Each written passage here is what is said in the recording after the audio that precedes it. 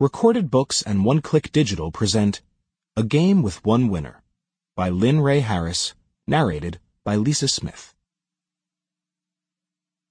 Chapter 1. Russian billionaire rumored to be acquiring troubled department store chain. She was here. Roman Kazarov knew it as surely as he knew his own name, though he had not yet seen her. The woman at his side made a noise of frustration, a tiny little sound meant to draw his attention back to her. He flicked his gaze over her, and then away again. Bored. The woman was beautiful, but he was bored. One night in her bed and he was ready to move on. Her fingers curled possessively around his arm. He resisted the urge to shake them off. He'd brought her here tonight on impulse, because Caroline Sullivan Wells would be here. Not that Caroline would care if he had a woman on his arm. No, she'd made it very clear 5 years ago that she didn't care about him in the least. Had never cared. Once, her rejection had cut him to the bone. Now, he felt nothing. Nothing but cold determination. He'd returned to New York a far different man than he'd left it 5 years ago.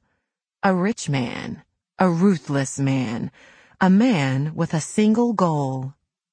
Before the month was out, he would own Sullivan's, the luxury chain of department stores founded by her family. It was the culmination of everything he'd worked so hard for, the symbolic cherry on top of the ice cream sundae. He did not need Sullivan's, but he wanted it. Once, he'd been an acolyte at the feet of Frank Sullivan. And then, he'd been unceremoniously tossed out. His work visa terminated, his dreams of providing a better life for his family back home in Russia shattered. All he dared to do was fall in love with Caroline, but that one act had been the same as strapping on wings made of wax and flying too close to the sun. He'd fallen far and fast, but now he was back.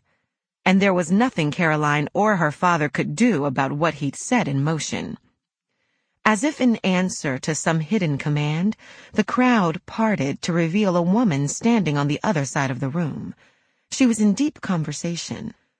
The glow from the Waterford chandelier overhead shone down in just such a way that it appeared to single her out, wreathing her golden blonde head and milky skin in a nimbus of pale light. Roman's gut clenched. She was still beautiful, still ethereal, and Sample complete. Ready to continue?